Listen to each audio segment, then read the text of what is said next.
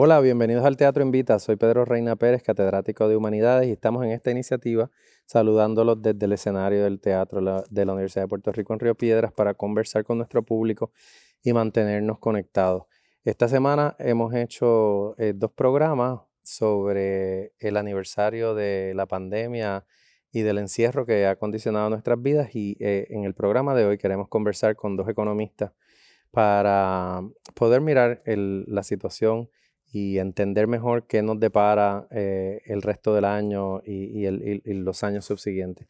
Tengo el placer de presentar al doctor Antonio Fernosa Gevién, catedrático de Economía del Recinto Metro de la Universidad Interamericana, y al doctor José Caraballo Cueto, colega catedrático de Economía del Recinto de Calley de la Universidad de Puerto Rico. Bienvenidos a ambos. Gracias. Gracias por la invitación. Para a los que seguimos los medios de comunicación, es como si la economía no hubiese salido de la portada, ¿verdad? Porque la economía ha estado protagonizando nuestra vida por una serie de años, y cada vez más tomamos conciencia de que los temas económicos serán plato fuerte de la mesa por mucho tiempo. ¿Cuál es la reflexión que tienen sobre el saldo de este año en el que estuvimos una parte encerrados y otra parte tratando de regresar a una supuesta normalidad? Pues mira, creo que el saldo trae muchas cosas buenas y muchas cosas malas. Creo que ha sido un cambio estructural para todo el mundo. Dentro de todo, yo por los últimos años he sido bastante realista y hasta pesimista y me ha hecho esta pandemia optimista. Así que eso de por sí es un cambio estructural. Quiero sobre todo mirar esto como una nueva oportunidad para retomar muchas cosas que merecemos, sobre todo como país, atender, donde el orden de prioridad priori- tiene que cambiar. Unas cosas que eran importantes, que siempre debieron ser urgentes, pues hay que atenderla. Sobre todo la cuestión de cómo funciona la economía, qué es lo que estamos trabajando, cómo vamos a adentrarnos en recuperar el crecimiento económico y sobre todo lo que está detrás del andamiaje que llamamos economía, de cómo funciona y cómo se mide.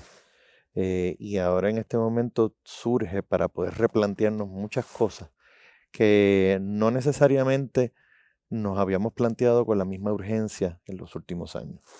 Pues este primer año pandémico lo que nos ha dejado es un saldo negativo en términos generales.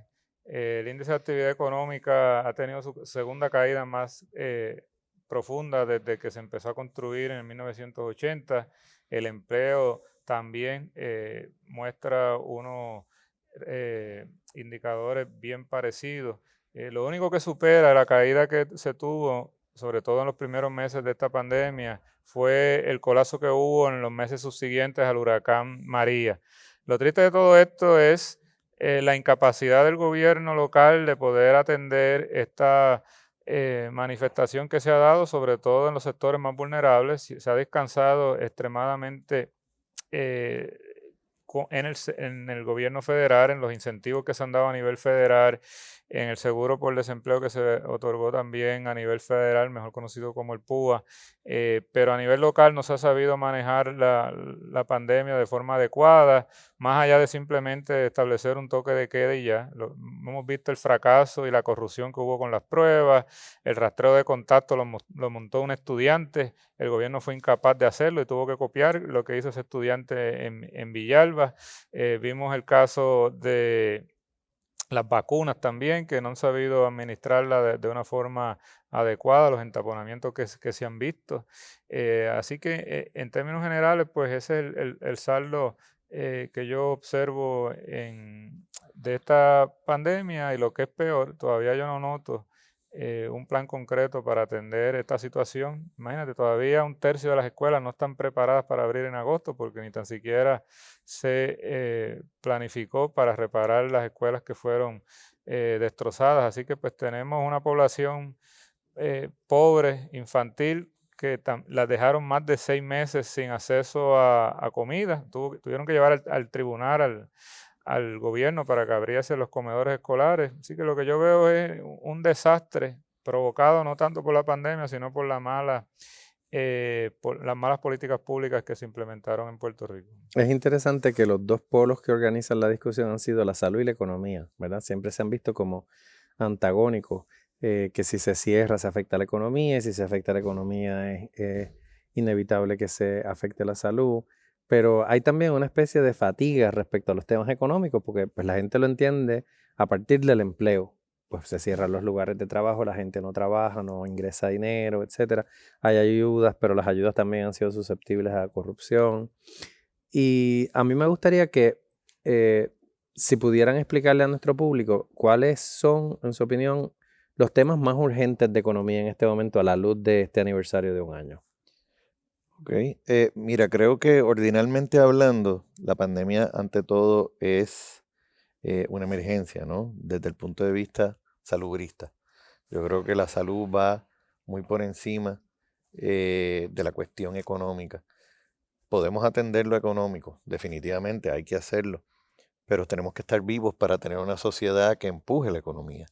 Entonces, la trazabilidad que tiene una cosa con la otra, la cuestión de salud pública, donde Puerto Rico hace décadas que colapsó todo lo que tiene que ver con los sistemas de salud pública, pues no, ni siquiera han podido armar una estrategia para mitigar todo de lo que adolecemos desde el punto de vista específicamente con la capacidad recaudadora estadística de datos, de información. Entonces, es como una carrera de ciegos buscando algo que no existe. O una piñata, todo el mundo en una piñata mexicana donde nadie sabe si ni siquiera hay piñata. Y ha sido, como decía José, ha sido el colapso total de la ejecución de la infraestructura de la capacidad instalada. A esos efectos, creo que desde el punto de vista de salud pública y desde el punto de vista económico, tenemos que tomar con suma urgencia los censos. Y cuando digo censos es, vamos a contar con qué tenemos para ver de lo que adolecemos.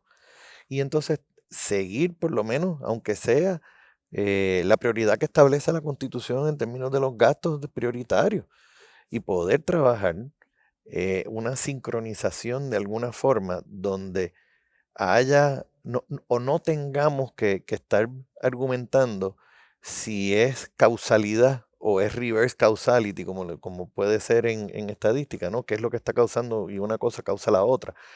Entonces, la economía siempre va a trabajar de una manera dependiendo de cuán organizado esté la capacidad instalada y los factores de producción. En la medida en que la gente no sepa qué es lo que está pasando, no sepa cuán seguro es, donde el patrono, sobre todo en el caso del privado, esté transfiriéndole todos los riesgos de su producción al empleado, va a haber unas rigideces en el mercado de trabajo que hacen que hasta ciertos incentivos, programas de ayuda, puedan poder hasta quisiera verse como un incentivo perverso a la hora de que funcione o se reactiva el mercado de trabajo. En el caso del sector gubernamental, el colapso ha sido tan estrepitoso que hasta algunos de nosotros hemos pensado, pues mira, si se van a quedar sin trabajar pero cobrando, pues para eso, pues definitivamente no necesitamos a muchas de las agencias y a muchos de los empleados públicos. Yo no soy de la opinión de que hay demasiados públicos, empleados públicos. Lo que pasa es que creo que hacen falta más empleados públicos en unas áreas en específico y definitivamente sobran en otros que pudiésemos trabajar con eso. Ahora, en términos de la variable en específico, tenemos que seguir trabajando para tener una tasa de participación laboral mucho mayor a la que tenemos ahora. Ese ha sido un talón de Aquiles muy grande por muchos años. Estamos casi al 40%. Se supone que lo podamos llevar por lo menos al 50 o al 60 en los próximos 10 años, quizás más. La tasa de desempleo, por unos tecnicismos también, no hemos podido saber medir bien, sobre todo una actividad que no necesariamente es el sector formal de la economía. El sector informal de la economía, que no es ilegal, pero ciertamente no obedece a poder ser monitoreado por el gasto de nómina. Tiene cada vez un pedazo más grande de lo que es el mercado laboral. Eh, Lamentablemente, los indicadores de crecimiento económico están tan, no miden necesariamente lo que queremos medir, tienen que ser calibrados y llevamos tantos años sin poder calibrarlos que lo único que hemos podido hacer es medir consistentemente mal el crecimiento económico. Hay unas variables proxy que han sido de mucho uso, pero llega un momento en que no sirven para todo lo que se puede usar. Tenemos indicadores específicos, como bien decía el doctor Caraballo Cueto, en términos del mercado de trabajo. También tenemos indicadores de recaudos en términos del Departamento de Hacienda, el IBU, que nos dan un proxy de qué es lo que está pasando, sobre todo en una economía como Puerto Rico que es de consumo. La producción en unos sectores, en unas industrias, aunque ha menguado un poco, hay unas industrias que han podido seguir produciendo y eventualmente podrán pues, poder ampliar su capacidad productiva.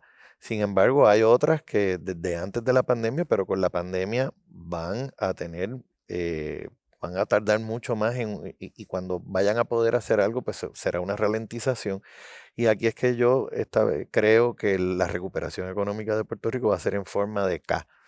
Va a marcar un eje, ¿no? En la pandemia hay unas que han empezado a producir, ralentizando, o sea, hay una ralentización de algunos sectores, hay unas industrias que han podido seguir creciendo, pero hay otras que no han podido absorber, no han podido aguantar el golpe por la rigidez, sobre todo de su propia industria y de sus sectores. No creo que es que vayan a desaparecer, pero va a tomar un poco más. Yendo a la pregunta sobre qué hace falta en la economía, ahora a corto, yo lo veo como a corto, mediano y largo plazo. A corto plazo yo no veo que haya una relación inversa entre proteger la salud y proteger la economía. Al contrario, lo que hemos visto a nivel internacional es que los países que han sabido manejar la pandemia de la forma adecuada han podido controlar los contagios, controlaron las fronteras, han hecho pruebas masivas y ahora están vacunando rápidamente a su población, son las que han salido más rápido y de forma más airosa de la crisis económica. Así que me parece que en corto plazo vacunar a la mayor parte de la población para lograr esa inmunidad de rebaño no solamente es importante para proteger vidas, sino también para reactivar la economía. Número dos, tenemos que salir del problema de la crisis de deuda que tenemos en Puerto Rico. Ya se presentó un plan de ajuste que tiene sus partes positivas, tiene sus aspectos negativos también. Debemos trabajar en esos aspectos negativos. Tenemos la reestructuración también de la deuda de energía eléctrica, que implica un aumento en el costo energético y eso es terrible para poder lograr crecimiento económico. Y lo otro que veo a corto plazo es la reconstrucción de María, que todavía hay fondos que no se han podido siquiera utilizar por ineficiencias a nivel federal y ineficiencia a nivel local. Simultáneamente tenemos que trabajar con los temas a mediano y largo plazo y ahí pues es que entra a establecer un modelo de crecimiento económico que en mi opinión pues tiene que ir dirigida hacia la exportación, a sustituir importaciones y a crear lo que llamamos un crecimiento balanceado. Hace poco publiqué un artículo que encontramos que la mayor parte de los países que crecen mejor en el largo plazo no dependen de un solo sector, como es el caso de Puerto Rico, que se concentran en el sector manufacturero, por lo menos desde operaciones manos a la obra hacia acá, sino que son las economías que están más diversificadas y que sus sectores crecen más o menos a la par. Viendo esa experiencia internacional, pues yo creo que a mediano y largo plazo eso es lo que tenemos que apostar para que la economía se desarrolle. Uno de los temas que domina también la discusión es el de la desigualdad y cómo, ¿verdad? Nosotros que ya adolecíamos de unos índices de desigualdad muy agudos, todo este episodio de los últimos 12 meses parecería aumentar el tema de la desigualdad. ¿Qué se puede hacer a corto, mediano y largo plazo para atender eso? Bueno, ahí hay Igualmente a corto, mediano y largo plazo. A corto plazo, uno de los problemas más significativos para la desigualdad es el bajo acceso al mercado laboral porque hay unas industrias que no están operando y hay personas que perdieron su empleo. Estamos hablando de personas que trabajaban en restaurantes que ya cerraron o están operando a mínima capacidad, las personas que trabajaban en barras, en discotecas, en parques acuáticos, en teatros, en cine, todo lo que es ese sector de entretenimiento y de hospitalidad. Hay muchas personas que llevan un año sin trabajo. Son personas en ese sentido pues que están quedándose atrás con respecto a el resto y eso es lo que hace que te amplía la desigualdad. Así que necesitamos un tratamiento especial para esos sectores vulnerables, también las personas que trabajaban por cuenta propia en el sector informal, en el empleo doméstico, el jardinero, el que limpiaba los vehículos, ahora estamos en la casa, lo hacemos nosotros. Son personas que se han quedado un poco atrás y eso no lo atiende lo que es el seguro por desempleo, porque eso por definición son para las personas que estaban en nómina. Entiendo también que tenemos que trabajar con el aspecto ya de lo que es mediano y largo plazo, con el acceso a la educación.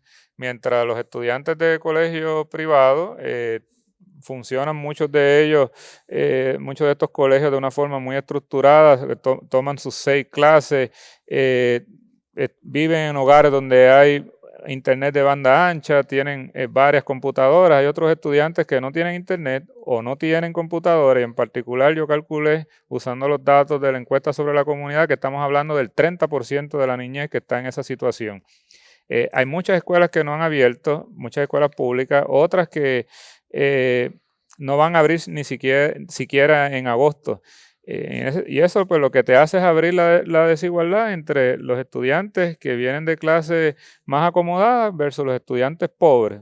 Y eso no es lo que queremos cerrar eso. Así que a ese mediano y largo plazo tenemos que trabajar para mejorar esa educación pública, para que cada vez que vaya un desastre natural no se queden atrás con respecto a los estudiantes de colegio privado. Y asimismo también hay que invertir más en lo que es la educación. No podemos seguir pues en este proceso de austeridad. Lo más fácil siempre es recortar por lo que es la soga, por la parte más fina de la soga, que generalmente es de donde se nutre nuestra niñez pobre. Nosotros, conjuntamente con esto, vemos, cuando me refiero a esto, me refiero al aniversario del comienzo de esta pandemia.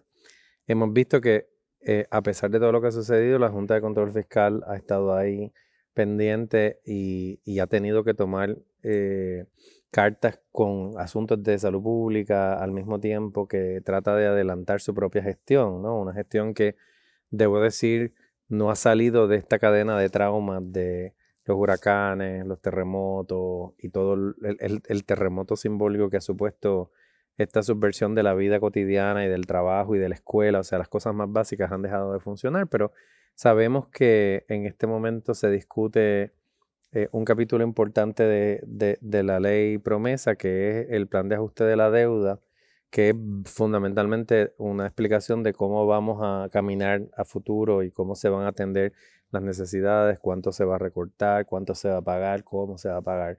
¿Qué comentarios le merece este desarrollo en el tema de la situación fiscal? Pues mira, yo primordialmente creo que se ha abundado en unas cosas, coincido con José, hay unas cosas positivas del plan de reestructuración, otras que hay mucha oportunidad para mejorar. Sin embargo, es el lado del gasto, es cómo se reestructura el gasto a la amortización de la deuda y el pago de los intereses a los bonistas. Sin embargo, el lado de los ingresos, que es lo que entiendo que también es igual de importante porque es la capacidad generatriz de ingresos de efectivo que va a ser la trazabilidad para el repago de la deuda según reestructurada, no queda claro de dónde va a salir ese flujo de efectivo que está pignorado, ese ingreso que está pignorado para la deuda. Tampoco está claro en ninguno de los documentos ni en ninguna de las discusiones cuáles van a ser los detonantes o cuáles van a ser las claves de ejecución para que eso ocurra. Dos cosas fundamentales, sobre todo en toda esta temática, ¿no? Nuestros adultos mayores están cada vez más pasando por un proceso de no estar atendidos en términos de vivienda asequible, en términos de servicios, en términos de planificación, eh, en todos sus aspectos y sobre todo marcando que es un grupo demográfico que ha sido uno de los peores golpeados por la pandemia. Gente que fue muy profesional, que está o estaba gozando de la jubilación, eh, le cambió totalmente su estructura de cómo vivir la vida, porque se le ha bloqueado todo lo que sabían hacer. Y conductualmente hablando, eso genera unos disloques grandísimos en cómo entonces la familia reacciona a ocuparse de lo que debe ser.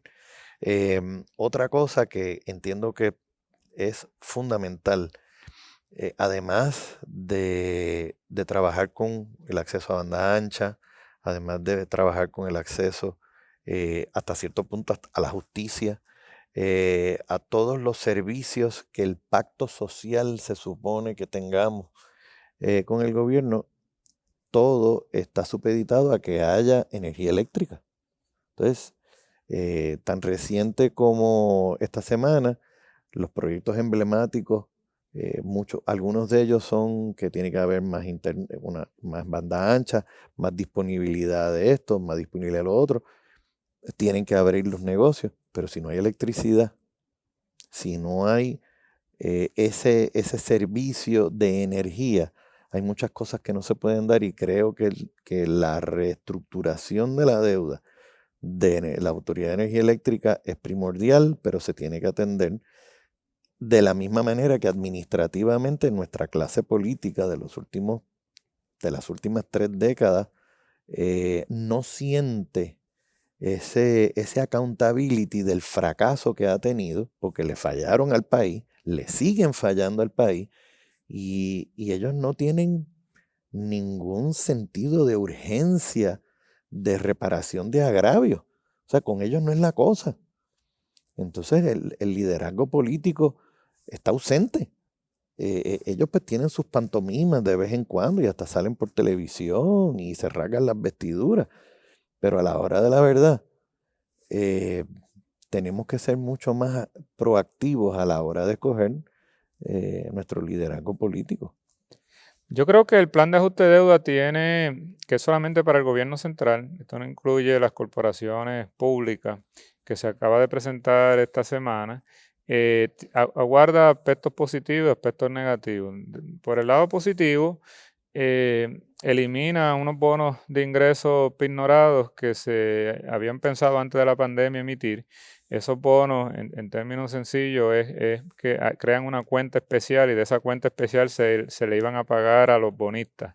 Era un mecanismo que se llama más parecido a cómo funciona los bonos COFINA, que se emitieron hace poco, que se pagan con los recaudos del IVA. Ahora, ese mecanismo no se va a utilizar, se va a utilizar el mecanismo de bonos de obligaciones generales, que se pagan directamente desde el Fondo Central y sí tienen algunas cuentas pignoradas, pero no era como se pensaba hacer antes de la pandemia. El segundo aspecto positivo es que hay un recorte de 58.7% en el principal de la deuda.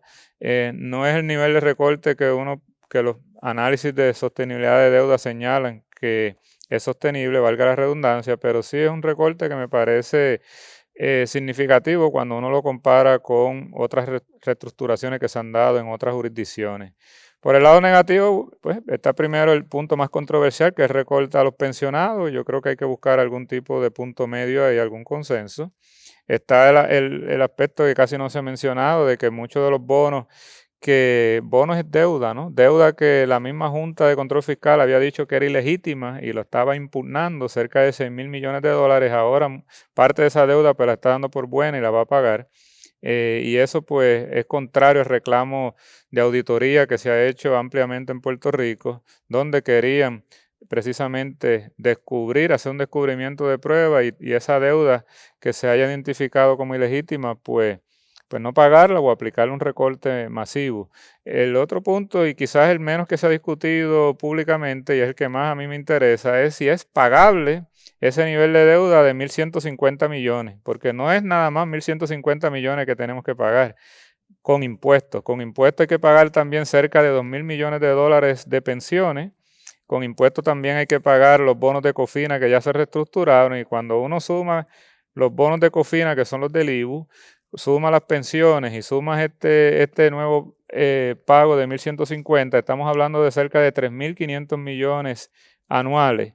Y eso es casi el 35% de los recaudos brutos del Fondo General. El Fondo General es la cuenta central del gobierno central.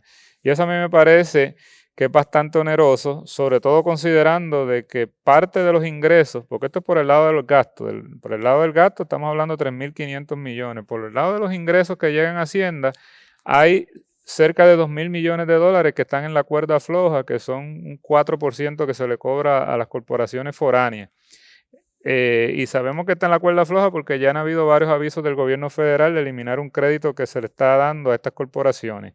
Si perdemos esos recaudos, ¿cómo vamos a pagar esos 3.500 millones? Es la gran pregunta que casi no se está discutiendo y que para mí debería de ser el objeto de esto, porque digo, mira, pues yo no tengo, es como si usted está pagando una hipoteca y tiene un trabajo que usted no sabe, que le están diciendo, mira, ojo, te puedo despedir mañana, a lo mejor no te despido.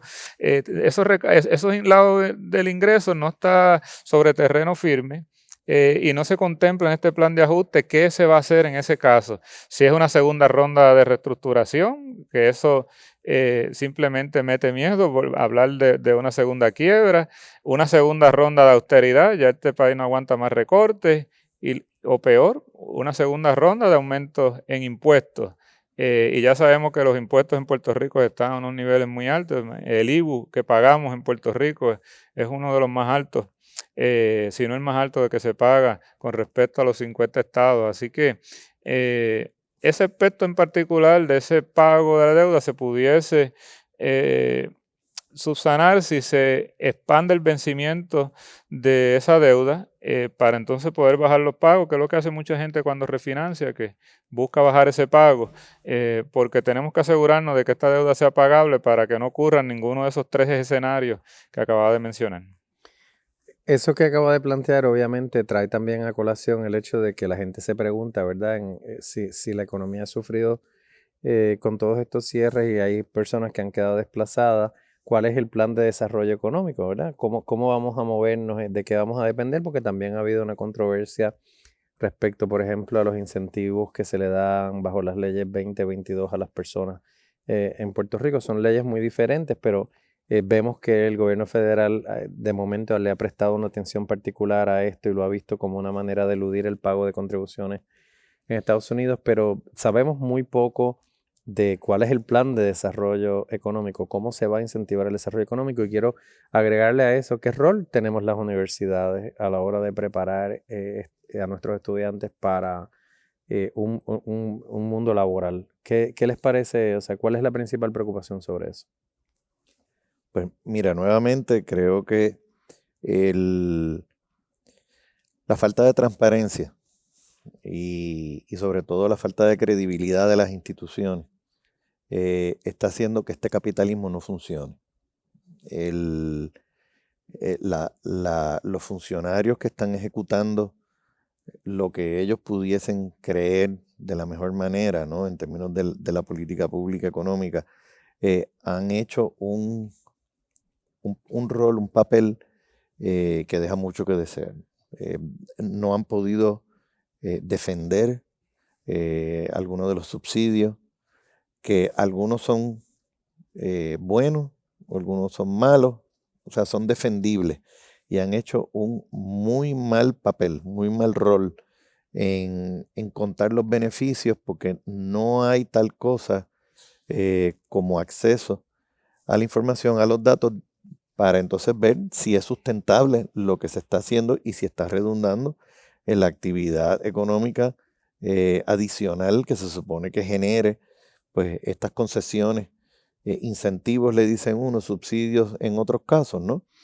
Em, Así que no queda claro, no queda claro desde el punto de vista de esta administración, por lo menos desde mi punto de vista, no queda claro cuáles van a ser las claves de ejecución como parte de la plataforma de desarrollo económico. No se tiene claro tampoco cómo se va a medir y lo que, hasta cierto punto, lo que no se mide, pues no se puede administrar bien o no se puede administrar, punto. Hay que retomar estudios en específico como el gasto tributario para ver entonces si es sustentable muchas de las cosas que provee el Código de Rentas Internas, sobre todo los distintos códigos de incentivo que son coadministrados por el Departamento de Hacienda, que lo comparten con otras agencias, con otras corporaciones públicas, en específico lo que ha dado pues mucho que hablar, la Ley 20, Ley 22, en específico la Ley 22, bueno, que ahora es la Ley 60, es que han sido incapaces de defender nada. Entonces, lo que hemos visto, sobre todo en este tipo de cosas, es pues gente que son demasiado torpes para poder llevar a cabo las encomiendas que el país le ha confiado para ejecutar. No sé si tú quieras. Sí, yo creo que para lograr ese crecimiento balanceado que hablaba ahorita, de que tenemos que tener una economía diversificada, pues necesitamos una serie de reformas a nivel federal y a nivel local.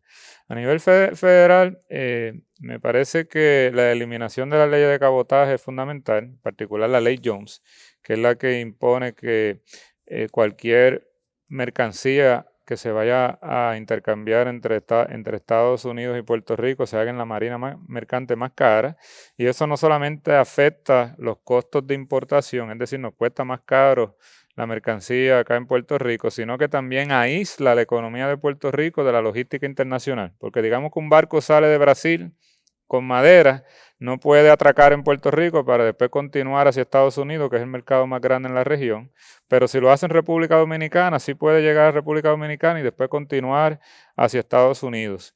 Y en ese sentido, integrar a la economía de Puerto Rico en la economía global y sobre todo en la economía regional es indispensable. Necesitamos también algún tipo de exención de visado sobre los turistas, que ya lo tienen territorios del Pacífico como Guam y las Islas Marianas, donde si un turista viene de un país que es aliado de Estados Unidos no necesita visa de turista, pero si viene a Puerto Rico sí, y pues eso limita el turismo en Puerto Rico. El 90% de los turistas de Puerto Rico vienen de Estados Unidos. A nivel local hacen falta también una serie de reformas, entre ellas una reforma de incentivos, porque los incentivos en general no son malos. De hecho, la mayor parte de las economías pequeñas a nivel mundial que son exitosas son paraísos fiscales. De esas economías que tanto hablábamos como Singapur, que hablamos economías como Panamá, son paraísos fiscales. Lo que es importante es saber utilizar esos incentivos de manera inteligente. No le puedes decir a un inversionista que venga de la Ley 22 a Puerto Rico que por respirar ya tiene un incentivo, ¿no? Tienes que crear cierto número de empleos, tienes que garantizar que cierto número de inversión lo vas a hacer, pero si lo único que hace es caminar y respirar en Puerto Rico, pues no te voy a dar un incentivo simplemente por eso. Y asimismo con otras compañías que en Puerto Rico llevan años tomando incentivos, no se les exige que exporten. Hay muchas corporaciones foráneas que están en Puerto Rico que no se les exigen que compren local, y en la medida que podamos hacer esos enlaces, sí vamos a poder catapultar el crecimiento económico. ¿Y las universidades? ¿Qué rol juegan en todo esto? A mí me parece que las universidades pueden jugar un rol crítico, no solamente en generar conocimiento que necesita el país, necesita la economía, sino también en saber producir ese tipo de investigación y desarrollo que es tan crítica si queremos tener una economía de alto valor añadido. Hay un libro muy interesante de Mariana Mazzucato que habla de que el Estado es el gran emprendedor cuando uno mira la economía, porque muchas de las investigaciones que se hacen son investigaciones que salen de las universidades y se le da al sector privado para que compre la patente, y el sector privado es el que finalmente desarrolla y se beneficia más de esa patente. Nosotros tenemos que asegurarnos de que la Universidad de Puerto Rico no solamente produzca conocimiento que sea mercadeable, sino que también que nos beneficiemos de ese tipo de conocimiento, y asegurarnos de que las necesidades que tiene el mercado laboral se están proveyendo desde la universidad. Doctor Fernando. Yo creo que las universidades, o sea, el sistema de educación superior de Puerto Rico debe tener un poco más de, quizás la palabra es rapidez a la hora de ejecutar. Pero hay que buscar y hay que entender mejor por qué el sector privado está típicamente tan renuente a comunicarle cuáles son las destrezas que son necesitadas para que haya ese equilibrio entre oferta y demanda. Las rigideces que tenemos en el mercado, ya sea por cuestiones de salario mínimo, ya sea por las cuestiones de destrezas, donde sabemos que las destrezas pues no necesariamente son destrezas duras, cuantitativas, sino que hay lo que se llama soft skills. El mundo está cambiando demasiado rápido y a veces se confunden las fuerzas del mercado que necesitan que se coordinen. Y las universidades dan esa oferta,